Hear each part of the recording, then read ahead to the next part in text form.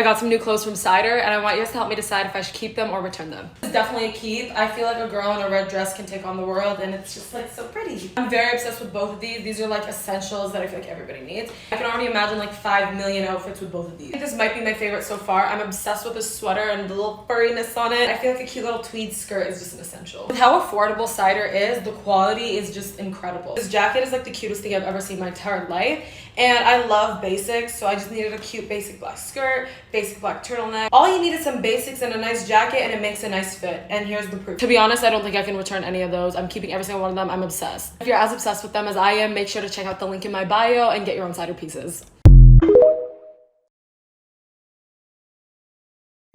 Making your home modern and beautiful is easier than you think with 50/50 RGB SMD strip lights. Bright, uniform, ambient lighting for anywhere in your room.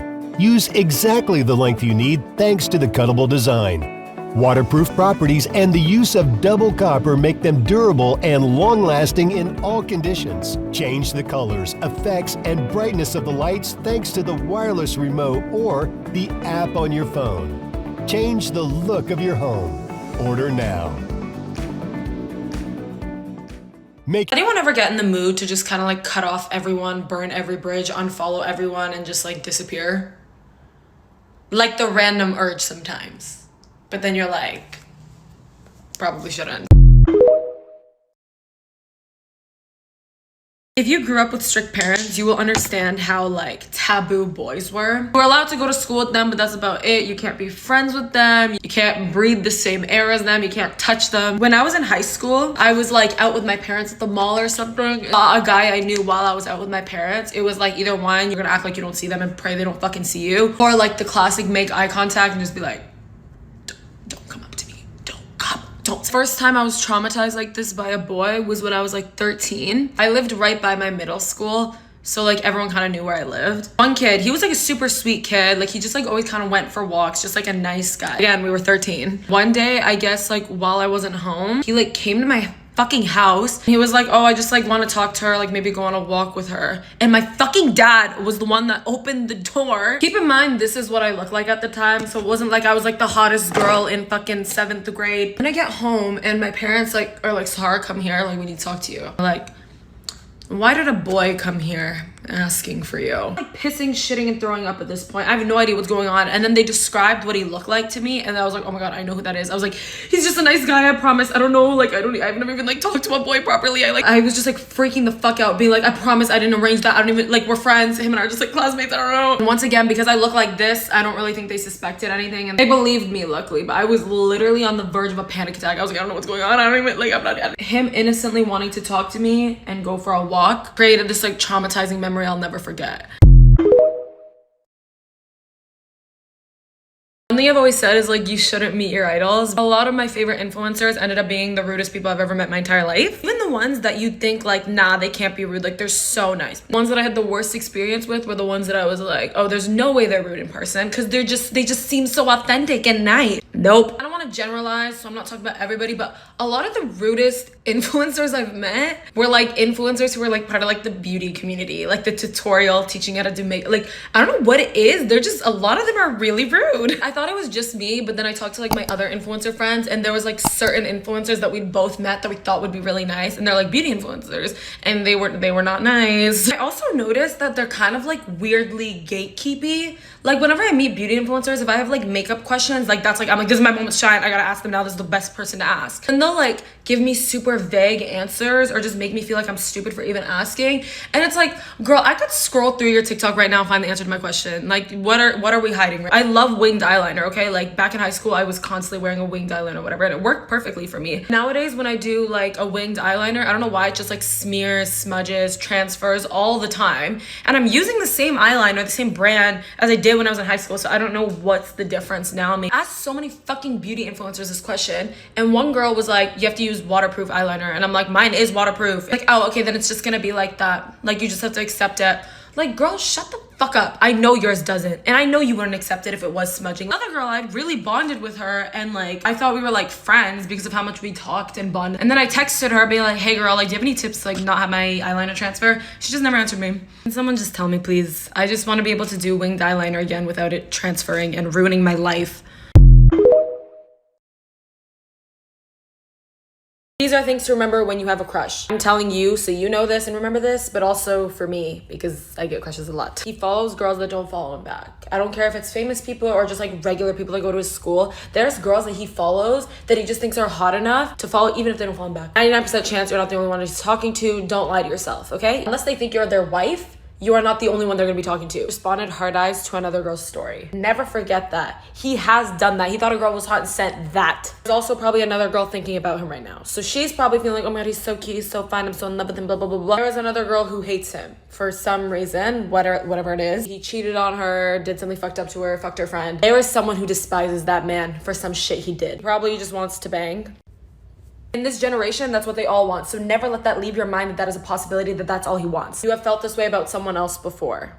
And look how that turned out. I have a theory that people who grew up with parents who were constantly controlling and managing their money now have like spending problems. Maybe this just only applies to me, but I mean, it's right with my case. Growing up, I was like not rich by any means. Like we were very like middle class or like lower middle class, like both working parents. Never really got an allowance. Also never got paid for chores or anything. That was just like my expectation in the house. And when I did occasionally get money, which would maybe be like $5 a month because I wanted to buy like a J14 magazine or something. Although it was technically my money, I didn't get to choose what I was doing with that. If I wanted to buy something, I had to ask my parents' permission. Even when I had my own paper route, when I like saved up, I don't know, like $200 for like the first iPod, I had to ask permission from my parents to use my money to buy an iPod. When I got my first like real job, which was McDonald's, and I remember being like, oh my God, $10 an hour. I was like 15 at this time, so I was like kind of grown enough to still do things. And even at this point, I would just like hide the things I would buy from my parents because I knew they'd be like, oh my God, that was a really stupid purchase. Why are you wasting your money? This is the same for my brother too. So I was like, oh, there has to be a correlation here. We both got our first real jobs and had our own money that like our parents really had no control over. We like became spending addicts. We would spend our money on everything and anything, like the stupidest shit ever. It was like Ubers, food, another Uber Eats, this, that, buying a stupid shirt, buying stupid stuff all the time. But even though I was like slaving away at McDonald's working, I consistently had like less than $50 in my bank account. I feel like when your parents control your money too much and like not let you learn how to deal your finances and save on your own, you grow up not knowing like what your limits are, and now you have no idea how to control it and figure out like what's worth spending on and what's worth not spending on, because you're like, oh my God, I can finally do what I want with my money and nobody can tell me otherwise. So then you just kind of go crazy.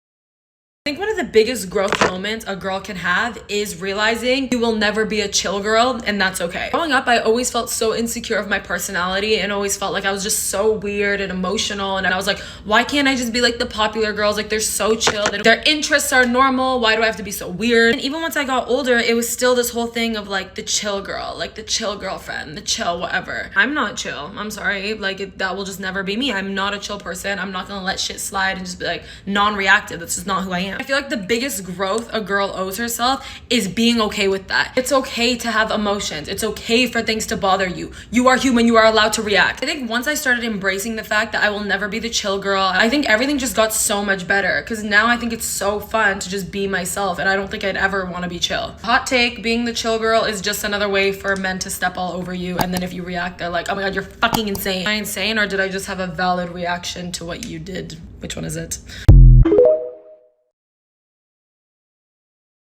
If you get really boy crazy sometimes and it turns you into a psychopath, then you need to hear this. Not everything is a sign. If you've been looking for an eyeliner that doesn't transfer, the Rare Beauty one, amazing. CEO of being like, oh my God, it's a sign. Like, I had a dream about him. That means he's in love. There was this one boy that I was disgustingly obsessed with, okay? And this guy did not like me. That ass ghosted me for like 3 months, but I was convinced that he was just like intimidated and he didn't want to catch feelings and like get hurt. I would literally tell myself anything before just admitting that he didn't like me. I had dreams about him consistently where he would like confess his love and be like, yeah, I was just scared because I just like you so much. And I'd get those tarot card readings on my For You page that would be like, he's so in love with you and you guys guys are gonna like reconnect soon. He misses you. He regrets cutting it off with you. He was just scared. Nope, none of that. No. And then after I finally saw him again and reconnected, he started hooking up with one of my friends. Clearly, that was a lie. You are looking for something, looking for validation that he does like you, that he didn't just ghost you because he doesn't like you. You are gonna find that. If I told you to look for the color red right now, do you know how many times you would find red that you didn't even know was there? It's the same thing. One time I asked the universe for a sign that he liked me, and I was like, show me like white flowers